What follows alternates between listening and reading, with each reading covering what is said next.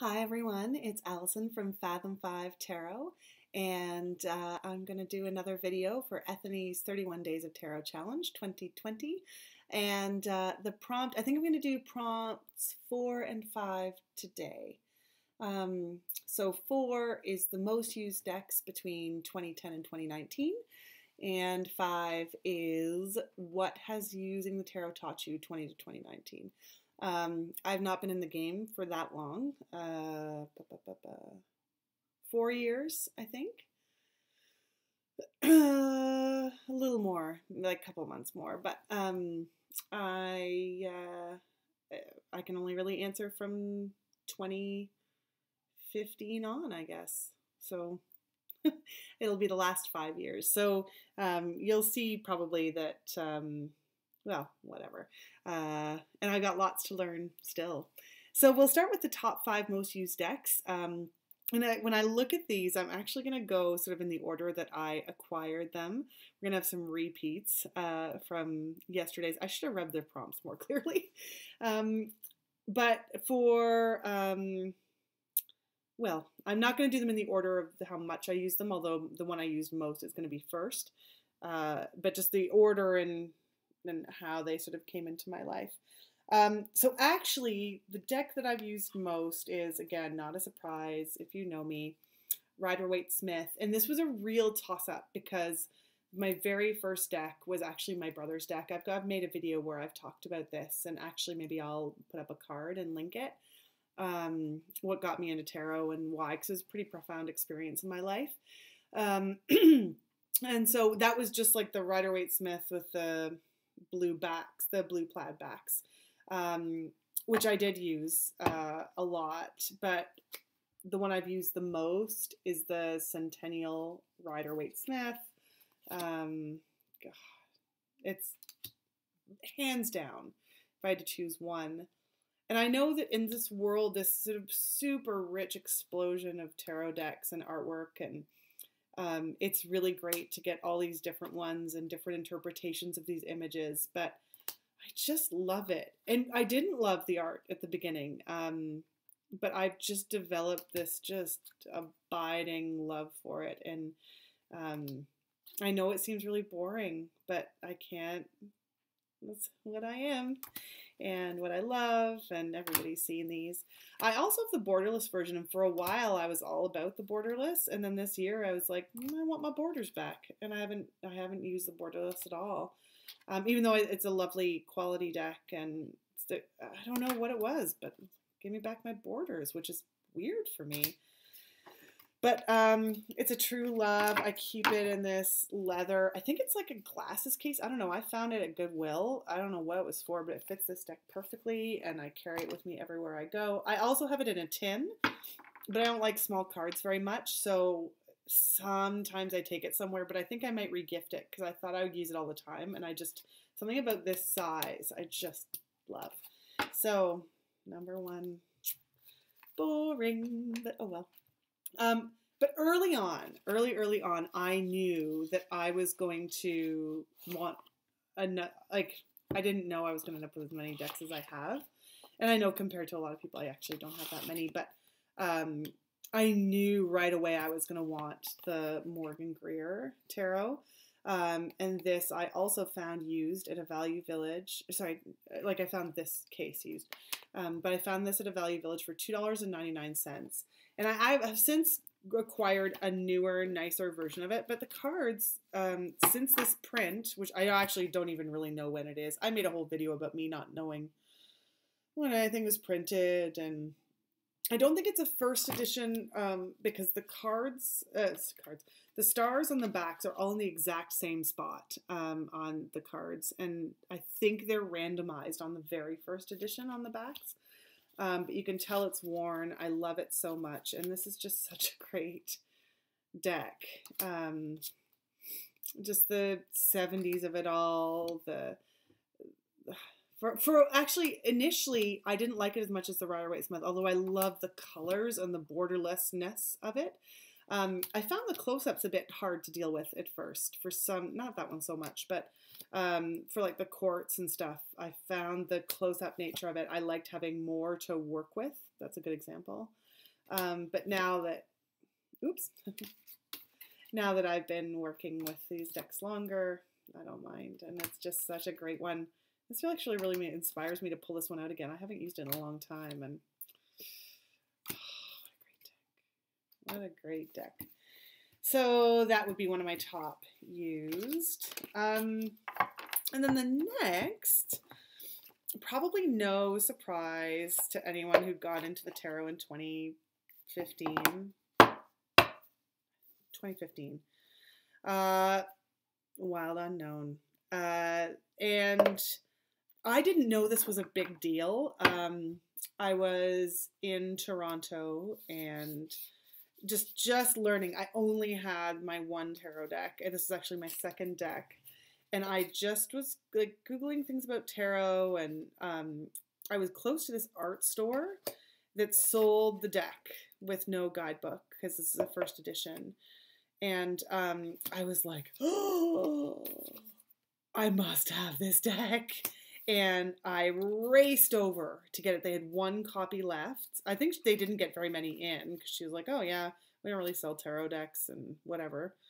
And then I just didn't know what to do with it because I didn't know how to read pip cards. And but I always knew that I would come back to it, and I certainly did. I actually have another first edition of this deck. I know people love the mass market edition, and I do really... Sometimes I toy with the idea of getting that too because I really like some of the recolorations in the mass market, and it's just a little bit more colorful. But it's still a lot of money for... I mean, it's very high quality. It's beautiful. If I didn't have this, I wouldn't think a minute about spending the money. But I just don't know that I would really use it. Oof, I just love it. It just reads great for me. And I know that's become a real cliche, I think, but I love it. So Wild Unknown. Well, this is really fun because it's inspiring me to like get these ones out that I actually haven't looked at in a while. Okay, and then number 4. I love it. And I've talked about this one too in a past video. And actually you can see there's some wear and tear on these cards, and I'm toying with the idea of not replacing this deck, but getting a backup in case she doesn't make them anymore. It's the independent version of the Anna Kay.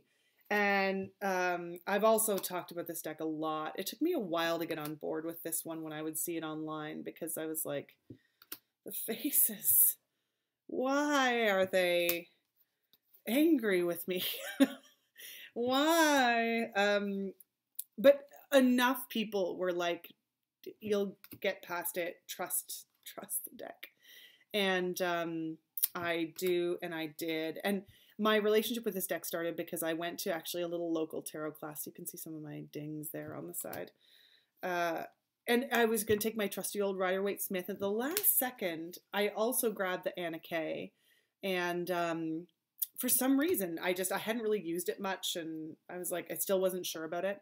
And then I took it to this class for 5 weeks, and it was just fun, chat. It wasn't anything spectacular, but everybody, no matter what activity we did, people were like, ooh, what does your deck say? Your lovely deck. And it was just really fun, and I just adore it.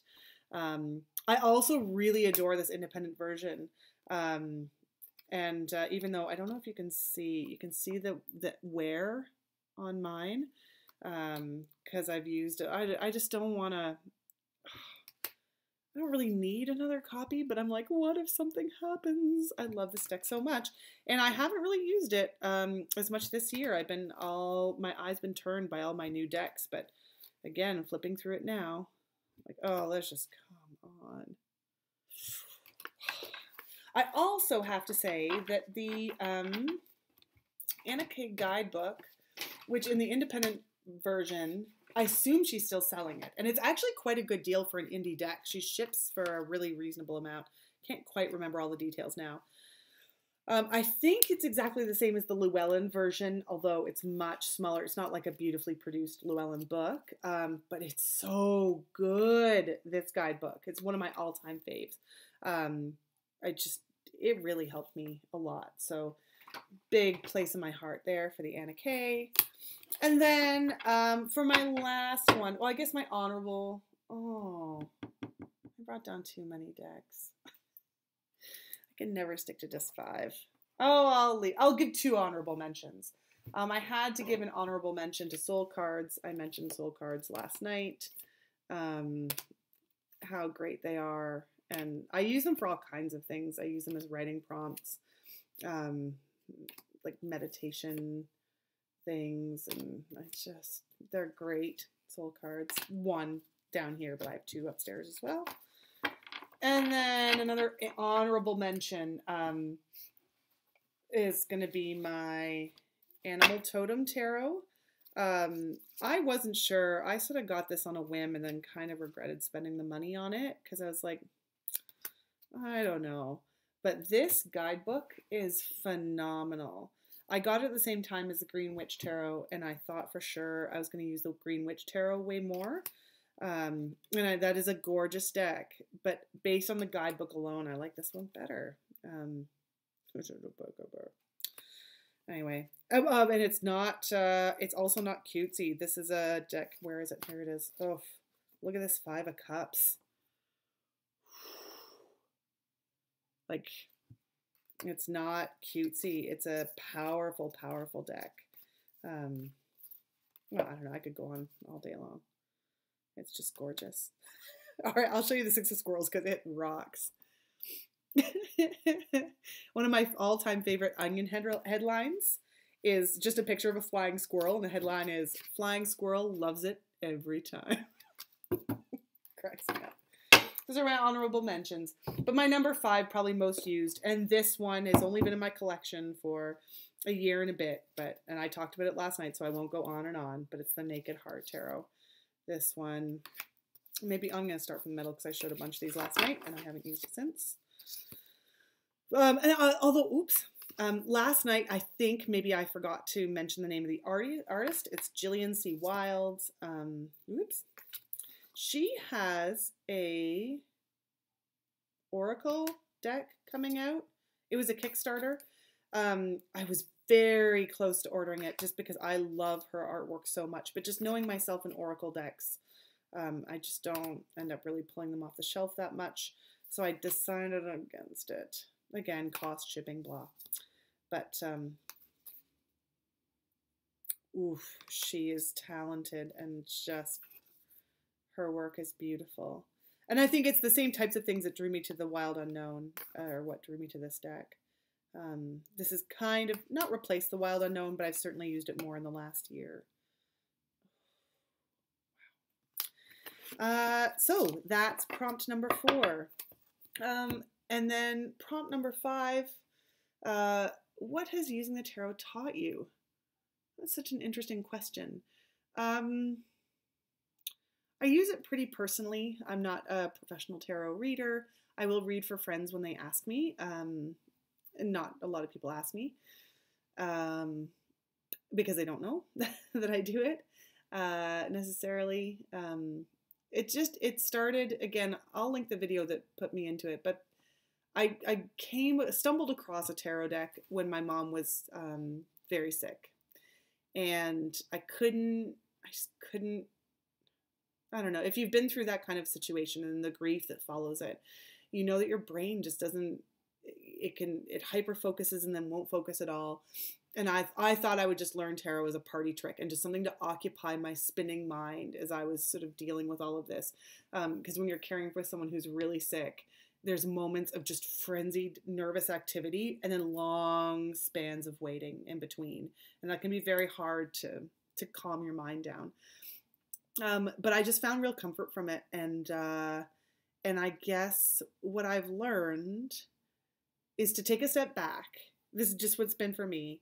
So I play with the cards, I pull them out, and then just take a step back and consider through these lenses, through these pictorial lenses, of your life. And sometimes it's going to seem like this massive, like I don't want to offend anybody. I don't use them in sort of any sort of psychic or mystical way. That's just not my bag. But to calm yourself and to center yourself and to just look at your day and look at your opinions and look at your life and your frustrations and your fears, and just to force yourself to not look at the entire world through a huge scope of possibilities, but through this one lens, through the Tower card or through the Four of Pentacles, and just say, what can I learn from that particular moment? And this, and what can I take from it? What is quieting myself to consider it through this? What can that give me?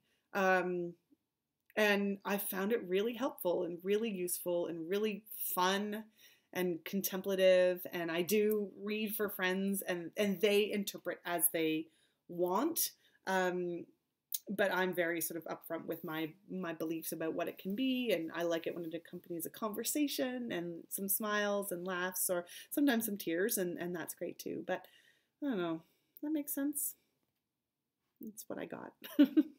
So thank you everyone who's doing these videos. I'm just really enjoying them so much, and I will be back with another one hopefully tomorrow, although now I'm actually on track.